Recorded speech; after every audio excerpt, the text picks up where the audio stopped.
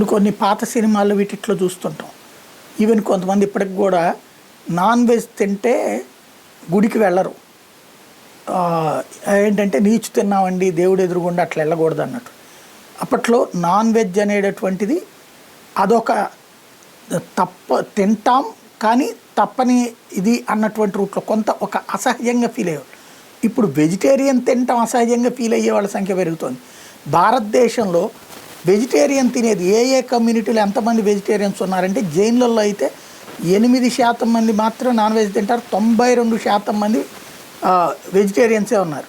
సిక్కులలో 59 మంది వెజిటేరియన్సే ఉన్నారు.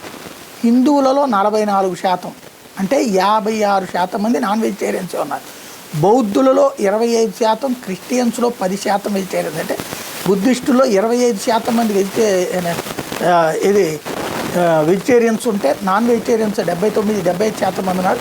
క్రిస్టియన్స్లో 10% మంది మాత్రం వెజిటేరియన్స్ ఉంటే 90% మంది నాన్ వెజిటేరియన్. ముస్లిమ్స్లో 8% మంది వెజిటేరియన్స్ ఉంటే 92% మంది నాన్ వెజిటేరియన్స్ ఉన్నారు. ఓవరాల్గా లెక్కేస్తే ఇండియాలో వెజిటేరియన్స్ 39% మందే అన్నటువంటి లెక్క తేలింది. ప్యూ సర్వే వాళ్ళ ద్వారా తేలినటువంటి లెక్క ఇది.